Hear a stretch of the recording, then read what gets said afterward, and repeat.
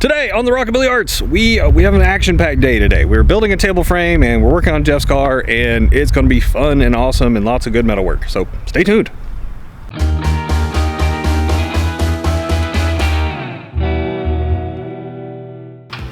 Alright, like I said, I'm building a table today. Well, just a table base. We are really fortunate as a shop that we have had 100% success with customers, which is amazing because we just haven't had any that have been huge pains in the butt, which is lovely. So when Sam reached out to me about building a table base for him, we did some collaboration, a couple of designs back and forth, some napkin drawings, and we came up with something pretty cool.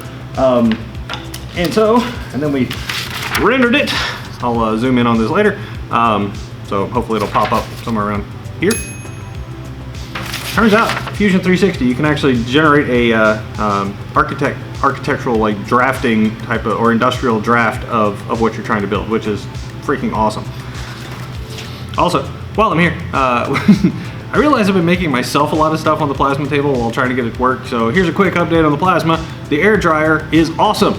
Thing has been running flawlessly since we installed it. So I made this big old NHAA logo here. I made this big Cadillac sign for myself.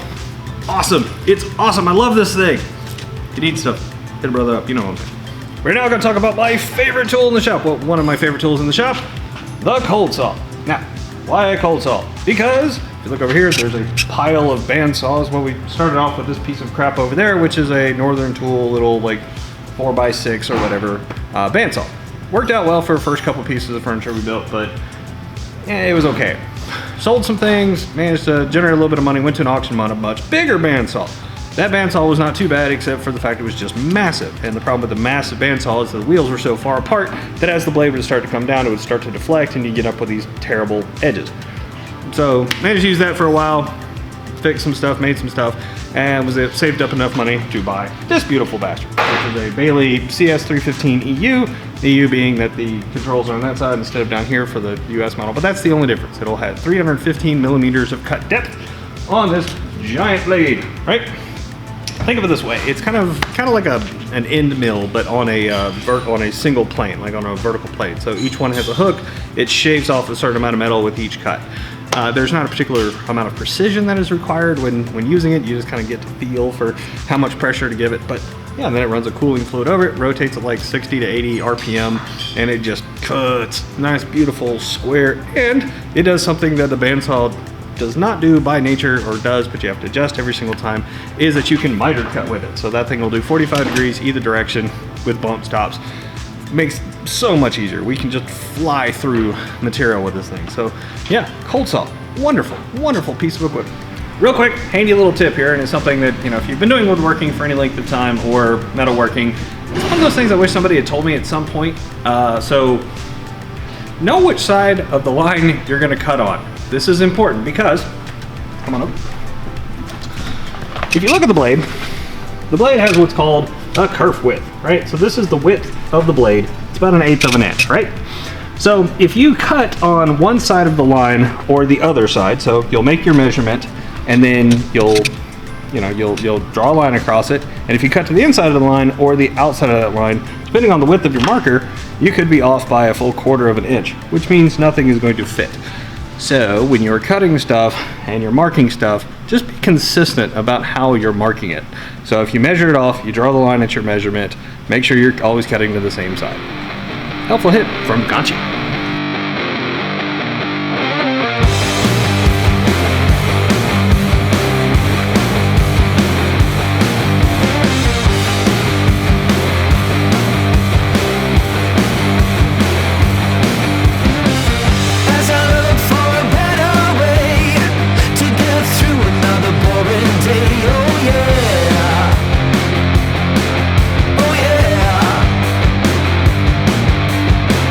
Turn to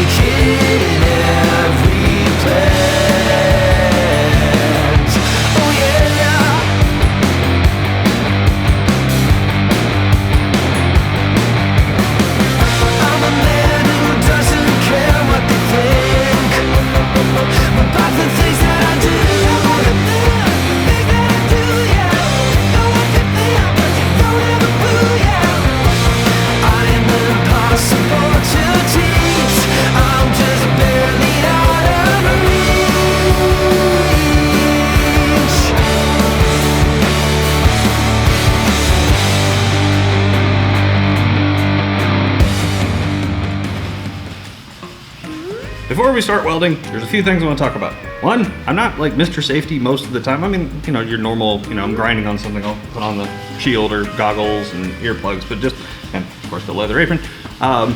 Mostly because, you know, I have seen grinding discs come apart and, you know, you got metal shavings flying everywhere, so you don't want them in your eyes and, you know, they get a little loud. But when it comes to welding, I have seen all kinds of different things. Like some people, I'm calling you out, Joel, like to weld with just basically a helmet on and, you know, just t-shirt, gloves, or no gloves, and just go for it.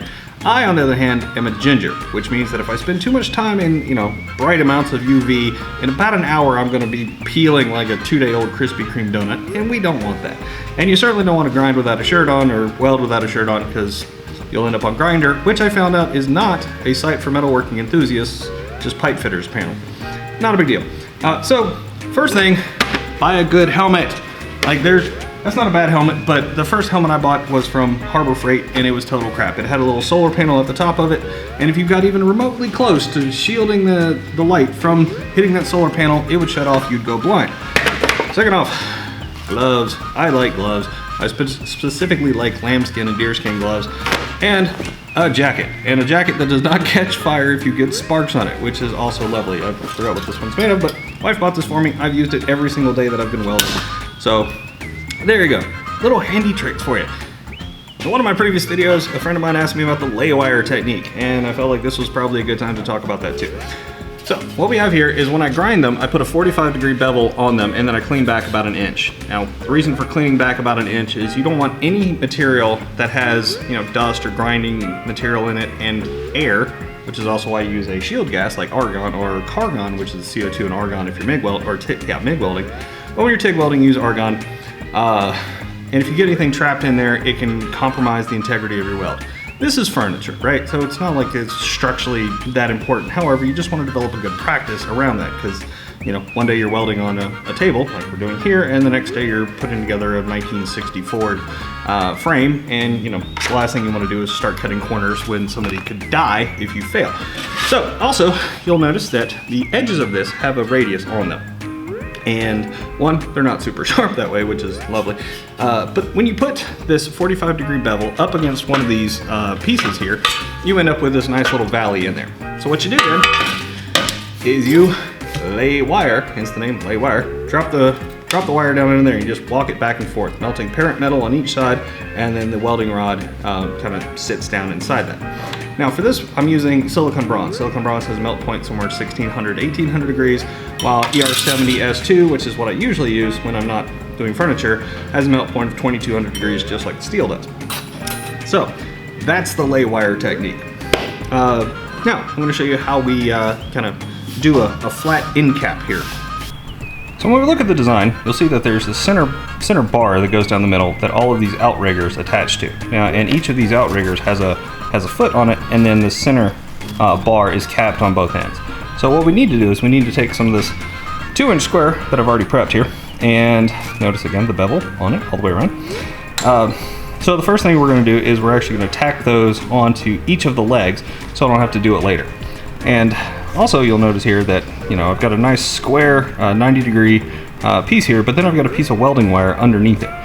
I undercut the plate on purpose so that I would have a little more room to weld, and then I could put a nice radius on it. I can determine how much material I'd like to put on there once I'm in the middle of welding it. So what I'm going to do is I'm going to cap this end bar, and then I'll flip it around, I'll weld the end cap on the other side, and then I'll take all the legs and I'll weld the end caps on those before I get started. Now, let's weld. Slam dunk, are you ready to make me? I'm lit and I'm riding the fast lane. Don't let me down, I'm on fire. Does anyone else feel like a liar? I know.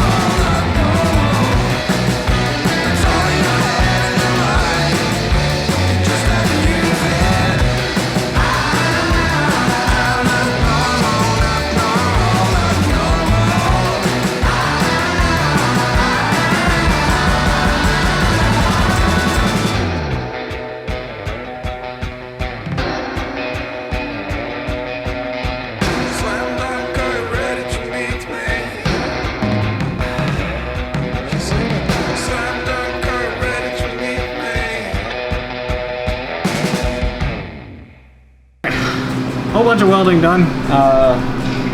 I've still got to make the little tabs and weld them onto the face, and then grind the feet, grind the corners. But yeah, this is a big old sucker. It is 65 feet, or 65 inches across.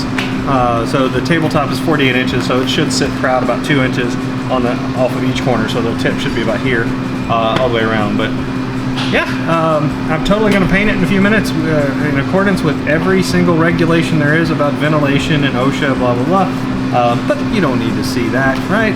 But yeah, here you go. Here's the table. Thanks for tuning in. See you next time.